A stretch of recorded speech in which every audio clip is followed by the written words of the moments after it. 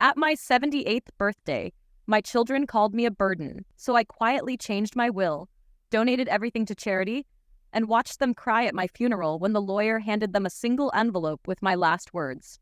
The laughter still lingered in the dining room, brittle and artificial, like thin glass pretending to be something stronger. My 78th birthday, a celebration on the surface, balloons bought in haste, store-bought cake too sweet to swallow, and children sitting stiffly in chairs they barely warmed. I had risen briefly to find my reading glasses, forgotten in the kitchen, when the voices found me instead. The door was half open. They didn't know I stood on the other side. "He's become a burden," Michael said. His voice lacked hesitation, worn from repetition. "He doesn't do anything but sit and sigh." Claire's tone followed, lower but no softer. "We've been patient, but taking care of him. It's exhausting. The appointments, the bills, the time. Once he's gone, at least the money will be some kind of return." I didn't flinch. I didn't cough or shuffle my feet. I simply stood there, hand resting lightly on the doorframe, staring at the cabinets I had installed myself 30 years ago. For a few seconds, I tried to remember if those voices belonged to strangers. They didn't. My children. My blood. Speaking as if I had already vanished. As if my life was a ledger they had grown tired of balancing. The glasses sat on the counter. I picked them up without a sound, slid them into my breast pocket, and turned back. My feet didn't falter. My back stayed straight. When I returned to the table, they smiled with practiced cheer, and I matched it perfectly. I cracked a joke about the frosting, and they laughed. I let them hug me like everything was still intact. But a quiet note had taken root in my chest. Clear and simple. I was done giving. That night, while the house settled into its usual hush, I sat at my old desk with a yellow lamp casting familiar light across the room. The will, once clear and conventional, had left everything. My house, my pension, my savings, even the dusty jewelry box from my late wife, to them. All of it had been for their future, for their comfort. A legacy built over decades. But tonight, I rewrote it with deliberate calm. The property would be sold and divided among organizations that had shown me kindness back when I had nothing. Years before the business, before the family, before the sacrifices that seemed invisible now. My pension would go to a foundation that still sent volunteers to visit the elderly in long-term care.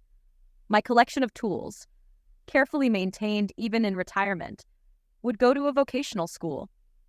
Every piece of my existence would pass into hands that might actually hold it with gratitude. As for them, just one envelope. No shares, no accounts, no keepsakes, nothing. The days that followed passed without friction. I didn't confront them. I didn't mention what I had heard. I hosted small lunches, accepted their excuses when they were too busy to visit, and watched the leaves begin to turn outside my window. Time moved the way it always had, relentlessly, without waiting for anyone to make peace with it. I wrote the final letter myself, signed it, and gave it to the lawyer I trusted. "Read it at the end," I said. "Not before." He nodded, and I left without a backward glance. And then, months later, my body gave out on a quiet Tuesday. No drama, no long hospital stay, just silence. I was found peacefully, sitting in the armchair by the window with the curtain drawn halfway. They gathered, of course. There were pictures of me printed in glossy paper for the memorial. Tears were wiped from cheeks, some real, most rehearsed. Friends, neighbors, and distant relatives came with genuine warmth. But the ones closest to me cried loudest, as if noise could undo neglect. One of their most respected men, when they would... At the reading of the will, they sat in expectant silence, dressed in pressed clothes they hadn't worn in years. The lawyer opened the box slowly with a practiced hand. There were no stacks of documents, no account numbers, no estate breakdowns. Only 3 envelopes, each identical, bearing their names. Claire opened hers first. Her lips moved as she read, but her voice made no sound. Michael followed, then Jonathan. Their faces didn't harden. They dropped. Color fled their cheeks. They looked around, waiting for someone to correct it, to say this wasn't final. But there was nothing else. The note inside each envelope read, "A burden leaves nothing behind, except the weight of your own choices." No arguments followed. There was no shouting, just stunned silence and shifting eyes. The lawyer packed the envelopes back into the box and stood up to leave. The day after the funeral, the house was still. Not silent, just still in the kind of way that waits. Dust clung to the furniture like a thin memory. The old coat rack leaned slightly to one side by the entryway, and in the corner of the living room, the photograph of my late wife smiled without knowing what had come after her. The children didn't stay long. They left as soon as the guests thinned and the weight of the envelope began to settle on their shoulders. No goodbyes to the rooms. No farewell to the walls they grew up with. They had come for answers and assets. They left with only a sentence. 2 days passed, then 4. Not one of them returned. But others did. A man in his 40s, sturdy, sun-darkened, wearing a community badge, stepped through the door with permission from the lawyer. He worked with the shelter I'd left part of the house's value to. He walked the halls slowly, respectfully, and took notes as if the furniture still held breath. An elderly woman followed him later in the afternoon, asking if the upright piano was still functional. I had left it to the outreach program where she volunteered. The local trade school picked up my tools the next morning. The students who came to collect them didn't ask questions. They knew what they were for. As the days went by, the house began to change. The books I had read to my children at night were packed in boxes labeled Youth Literacy. The china cabinet, once admired by dinner guests, went to a women's support center. Nothing was sold to strangers. Everything was passed to someone I believed would value it for what it was, not what it cost. Meanwhile, my children grew quiet in ways they didn't expect. Claire called the lawyer 3 times, asking if there had been a mistake. She spoke calmly at first, then faster, more clipped. When she was told again that the will had no revisions, that everything had been transferred as planned, she didn't call again. Michael tried a different angle. He visited the office in person, insisting there had to be a sealed document somewhere, something confidential. Perhaps a clause they'd overlooked.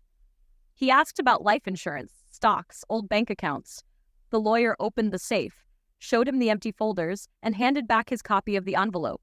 That was all there was. Jonathan never asked. He vanished from the process entirely. But the weight of silence didn't disappear. It turned inward. 3 weeks later, a package arrived at the legal office addressed in Claire's handwriting. Inside was an album. One of the old ones she had once taken from the shelf to keep for herself. She had returned it without a note. Just the photographs. The one of her on her 3rd birthday holding a balloon. The beach picture where I had lifted her on my shoulders. The Thanksgiving where her hands were covered in flour. All placed back gently, as if she couldn't hold on to them anymore. The lawyer put it with my personal records. He didn't call her. Meanwhile, the letters began. They weren't addressed to me. They were written to the man they had created in their minds, a cold, disappointed version of their father they could justify ignoring. Michael's letter arrived first, 2 pages. He wrote about the job he lost 5 years ago and never told anyone about. He explained how the pressure of pretending everything was fine had left him angry at anything that reminded him of responsibility, including me. He said he wasn't proud of how he had spoken that night in the kitchen, that he hadn't thought I'd heard. Claire's letter followed a week later. Hers wasn't about guilt.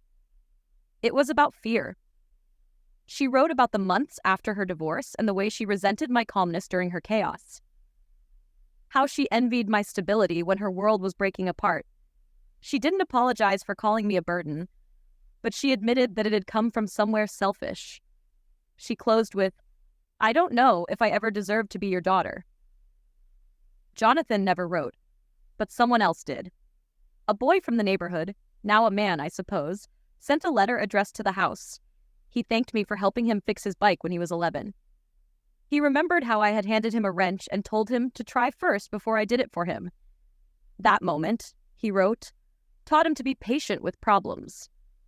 He went on to become a mechanic. I had no idea. The letter ended with, "You probably don't remember me, but I remember you. Thank you for being kind when you didn't have to be." Another arrived from a woman I hadn't spoken to in 40 years. She had been a receptionist when I worked nights at the warehouse. We had shared the bus a few times. She remembered the evening I gave up my seat for her mother during the snowstorm. She remembered I didn't ask questions, didn't try to make conversation, just helped. She never forgot that. She included a photograph of her grandchildren. "You taught me to trust quiet kindness," she wrote. The irony settled slowly. The people I gave the most to, time, money, love, effort, offered the least in the end, and those who received almost nothing remembered the most. The echoes they left behind were stronger than the voices that once filled my house. The shift was subtle, but firm. The narrative my children had constructed around their entitlement crumbled in silence, and they didn't know what to do with the pieces. One afternoon, a woman from the animal shelter came to collect the donation I'd left in my will, both in funds and space. The backyard would be converted into a rehabilitation space for older dogs. She stood in the garden I had tended for decades, looked at the tools still hanging in the shed, and said softly, "This place will bring peace to lives most people overlook." The irony wasn't lost. My children had discarded me the same way the world discards anything that stops serving its purpose. But now, even the parts of my life they ignored were finding purpose elsewhere. Claire made one last attempt to reach the lawyer, asking if there was anything left at all. "Not money," she clarified. "Letters, messages, anything." The answer didn't change. He left nothing else. But he had, just not for them. The beneficiaries sent updates regularly. The education grant I'd arranged in memory of my late wife had already put 4 students through their first semester. The outreach van, funded by my estate, now made twice-weekly visits to neighborhoods most had forgotten. My fishing gear, given to a foster program, was now being used in weekend outings for children who had never left the city limits. Each report, each thank you letter, was documented carefully. The lawyer kept a record.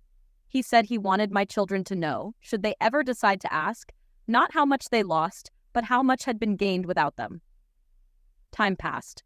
Eventually, people stopped asking about the will. My name faded from the small circles where it had once meant something. The house was repurposed completely. What had been the living room became a reading space. The kitchen was turned into a community meal prep area. Even the staircase, creaky and stubborn for years, was finally reinforced to make way for visitors who needed steady footing. There were no statues, no plaques, just people using the space, living in it, benefiting from it. That was enough. As for my children, they spoke less and less about me, not out of healing, but out of avoidance. They couldn't defend the story anymore, and without a narrative to hide behind, they chose silence. They still carried the envelope. That I know. Each of them kept it. Michael stored his in a locked drawer. Claire folded hers back into its original crease and placed it between the pages of a journal. Jonathan left his on a shelf in his garage. None of them threw it away. None of them responded to the message inside, but it waited. Just like I had waited once at a table with cake still warm, hearing the truth they never meant me to know. 3 years passed. No memorials were arranged after the funeral. No gatherings in my name. My children never held an anniversary dinner or invited relatives to remember who I had been. The photo frames in their homes, if any remained, were placed behind newer ones, tucked near the back, no longer discussed. I became a name mentioned carefully, if at all. Not forgotten, but shelved. A subject they had agreed, without speaking, to leave untouched. But time isn't loyal to silence. It brings back what people avoid. Michael's health began to fail early the following spring. Years of stress and pride took their toll. He spent more time in waiting rooms, then in his own kitchen, then mostly in bed. His wife left a year earlier, the children had moved out, and the house that once buzzed with noise now echoed with television static. The envelope sat in a box near his bedside. He hadn't opened it again, but he hadn't thrown it out either. He tried to write once, another letter, but couldn't finish it. He kept starting with, "You were right," and stopped after that. Eventually, he gave up and just read the original note again, silently, under dim light. Claire lost her job not long after the pandemic ended. She switched apartments 3 times. Her oldest son stopped talking to her after an argument about loans.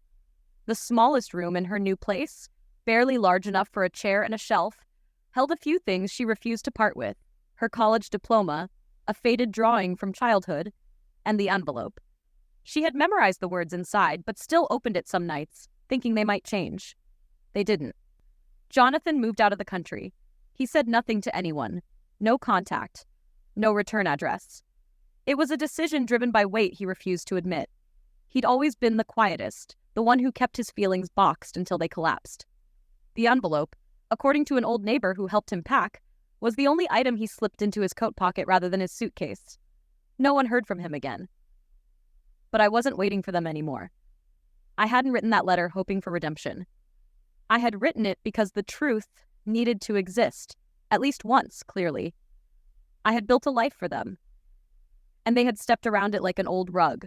I had given, they had taken. And when I stopped giving, they called me a burden. That was all I had needed to hear. They never imagined I'd hear it. But I had, and that was enough. The house they once called home no longer resembled what it had been. The walls had been painted. The guest rooms turned into support offices. The garage became a small workshop where volunteers trained newcomers. The air was filled with people who had never met me but spoke about the legacy I left with a familiarity my own children had never shown. A small plaque, not ornate, just metal and wood, hung in the entrance, for the man who gave without asking, and who left quietly but not without meaning. The woman who ran the community kitchen often told volunteers, "He's why we have this place." New staff would ask who I was. She'd tell them the story, honest, nothing polished. A man who rewrote his will, who listened to what was never meant for him to hear, who responded not with revenge, but with precision, one who left his legacy where it would be noticed, not inherited, but earned. On the 5th anniversary of my passing, a local journalist visited the outreach center. She was young, thorough, and had come across the name during research for a piece about unexpected philanthropists. The staff showed her the garden, the converted kitchen, and the records of the donations. She was surprised no relatives were involved. No heirs listed. No family statements. Just a clean, direct transfer of everything to places that could use it. "Why did he give it all away?" she asked. The answer came from an old man who sat by the garden most afternoons. He didn't know me personally. He just nodded toward the wall where the original letter had been printed and framed quietly, just above the bookshelf. A burden leaves nothing behind, except the weight of your own choices. She included that in the article. No edits, no interpretation. When it was published, the article went largely unnoticed by my children. Michael had stopped reading papers. Claire avoided anything that might mention the past. Jonathan likely never saw it, but others did. A young man in trade school recognized the name. He had learned carpentry using my donated tools. He had built a table with those tools that he later sold to start his own business. He read the article and sat quietly for a long time afterward, holding the printed page. He didn't know me, but he understood what I had done, and that was the point. The story wasn't for those who had wasted what they were given. It was for those who had never been given a chance until someone like me left something behind. Not money, not possessions, but momentum. A chance to be more than overlooked. In time, my name became a small part of the center's history. Not celebrated, not painted in murals, but remembered in how things were run. Quiet efficiency. Simple respect. Every part of the estate continued to serve a purpose. Nothing decayed. Nothing sat unused. Even the old piano, which had been restrung and tuned, filled the halls with soft notes during calm afternoons. There was no dramatic return of the children. No apologies in person. No final confrontation. Michael passed 2 winters later, alone, in the care of a nurse paid by a state program. His lawyer handled the modest estate with little difficulty. Claire kept moving from job to job, apartment to apartment. Eventually, she stopped trying to rebuild the idea of an inheritance that never existed. She settled into something smaller, something quieter. She stopped calling the lawyer, stopped asking questions. And one day, she stopped opening the envelope. It remained where it had always been, untouched but heavy. Jonathan's fate remained unknown, but the envelope traveled with him, wherever he went. Some truths follow, even across oceans. The story ends where it began, with choice. I chose to give everything to those who would use it. They chose to call me a burden. I gave them one last gift, truth, and they spent the rest of their lives deciding what to do with it. In the end, I left nothing to them, and still, they carried it.